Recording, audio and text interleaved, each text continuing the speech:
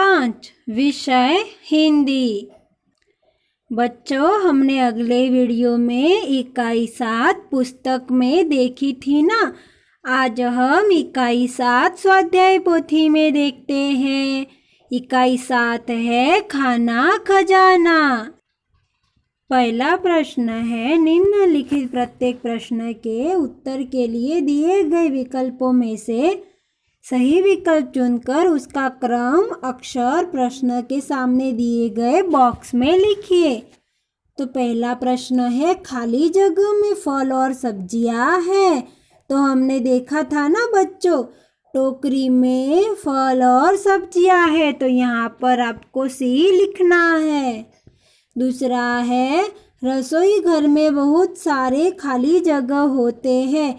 तो क्या होते हैं बच्चों? बर्तन। तो यहाँ पर आपको ए करना है। तीसरा है, लड़का खाली जगह खा रहा है। तो हमने देखा था ना, वो अपनी मम्मी के पास बैठकर खाना खा रहा था। तो यहाँ पर आपको डी करना है। चौथा है, रसोई घर में खाली जगह का चूल्हा है। तो किसका चूल्हा था? हमने देखा था ना बच्चों, तो गैस। तो यहाँ पर आपको सी करना है। पांचवा है, रसोई घर में खाली जगह रसोई बना रही है। तो कौन बना रहा है? रसोई माता। तो यहाँ पर आपको भी लिखना है। समझ गए ना बच्चों? प्रश्न 2, सही वाक्यांश चुनकर विधानों को पूर्ण कीजिए। तो पहला है, लड़का खाली जगह। तो लड़का क्या कर रहा है? ये वाला विधान आएगा। तो लड़का भोजन कर रहा है। दूसरा है, पानी का बर्तन चूल्हे के पास है। तो ये वाला आपको यहाँ पर लिखना है। तीसरा है, दादी माँ पुस्तक पढ़ रही है। तो यहाँ से देखकर यहाँ लिखना है। चौथा है, माता गैस के चूल्हे के पास बैठी है। तीसरा प्रश्न है, निम्नलिखित प्रश्नों के उत्तर लिखिए। तो पहला प्रश्न है, रसोई घर में कौन कौन से बर्तन हैं?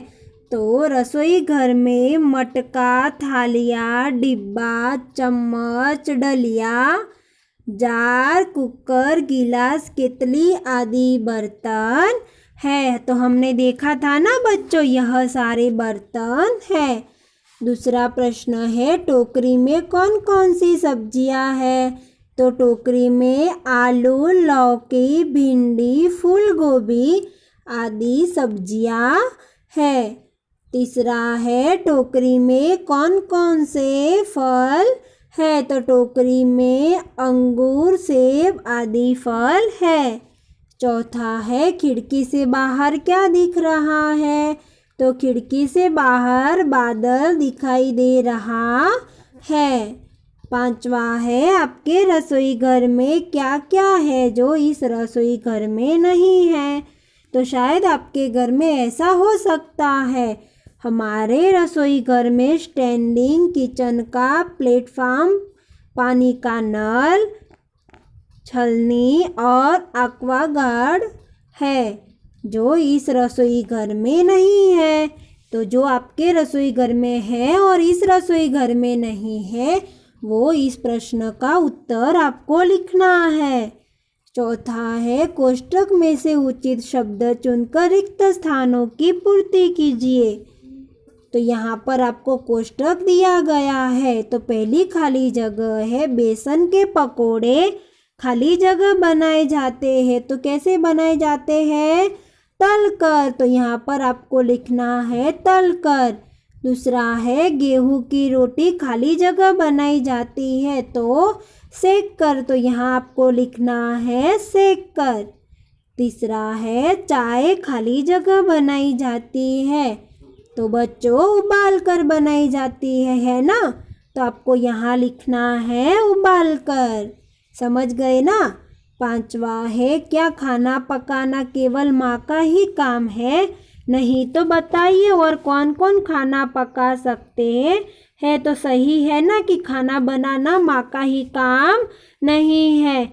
पिताजी, भाई, भाभी, मैं और बहन भी खाना बना सकते हैं। तो यह एक अच्छी बात है कि खाना बनाना माँ का काम नहीं है, हमें भी माँ की मदद करनी चाहिए।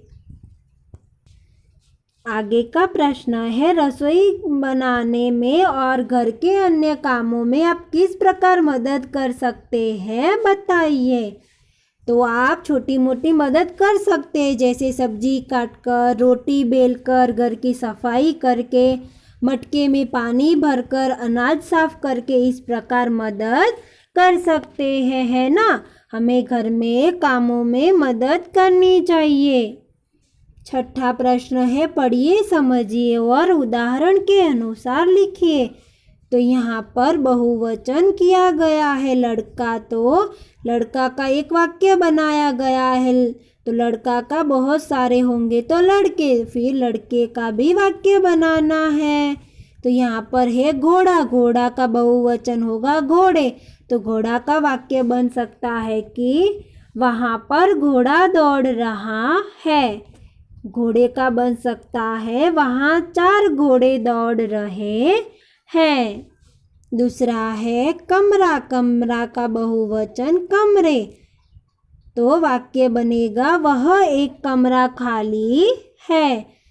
और कमरे का वाक्य वे 3 कमरे खाली है। तीसरा है पंखा, पंखा का बहुवचन होगा पंखे। तो वाक्य बनेगा एक पंखा चल रहा है। पंखे का वाक्य 3 पंखे चल रहे हैं। चौथा है पुस्तक, पुस्तक का बहुवचन पुस्तकें। तो वाक्य बनेगा मेरे पास एक पुस्तक है। इसका वाक्य तुम्हारे पास 4 पुस्तकें हैं। ऐसे ही आपको वाक्य बनाने हैं, समझ गए ना।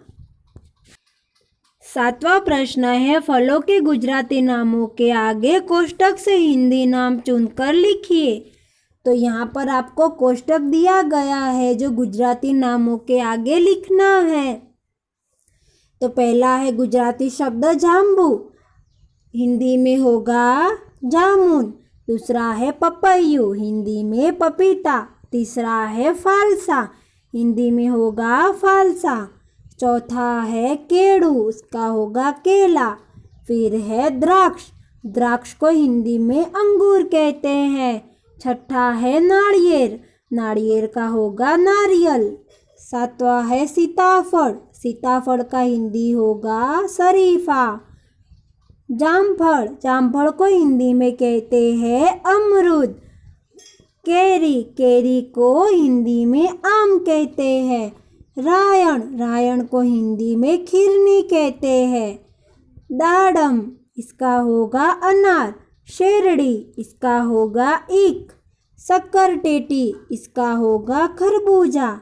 चिबड़ू, इसका होगा आरिया। तरबूज, इसका होगा तरबूज। ऐसे ही आपको कोष्टक से शब्द चुनकर यहाँ पर खाली जगह में लिखना है, समझ गए ना। Very good. 8वां है सब्जियों के गुजराती नामों के आगे कोष्टक से हिंदी नाम चुनकर लिखिए। तो यहाँ पर सब्जी के नाम दिए गए हैं गुजराती में, आपको कोष्टक से हिंदी नाम चुनकर लिखना है। तो पहला है रिंगण, इसका होगा बैंगन। कोड़ू तो होगा कद्दू। फुलेवर तो होगा फूल गोभी। टमेटू तो टमाटर। तुरियू तो तुरई। आदू तो अदरक। रताड़ू तो रतालू। कारेलू तो करेला। कोबीज तो बंद गोभी। भिंडो तो भिंडी। मूळो तो मूली। सक्करियू तो शकरकंद। गिलोड़ू तो कुंदरू। दूधी तो लौकी। डूंगળી तो प्याज। सूरण तो जमीकन। टिंडोरू तो चचरीड़ा। बटाको तो आलू। ऐसे ही आपको गुजराती सब्जियों के नाम के आगे हिंदी नाम लिखने हैं। 9वां प्रश्न है, बर्तनों के गुजराती नामों के आगे कोष्टक से हिंदी नाम चुनकर लिखिए। तो यहाँ पर बर्तनों के नाम दिए गए हैं, कोष्टक से चुनकर लिखने हैं। पहला है सांडसी, इसका होगा संडसी।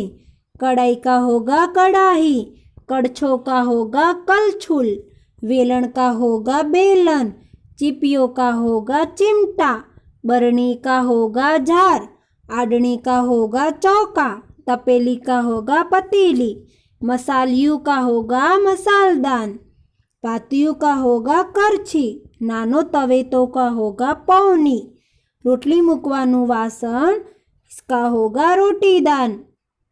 और यह हिंदी शब्द आप आपके घर में भी उपयोग करोगे तो आपको जल्दी से याद रहेंगे।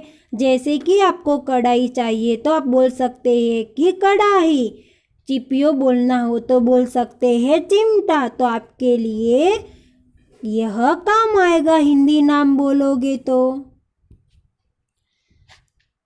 इसके बाद बच्चों आते हैं प्रवृत्तियाँ।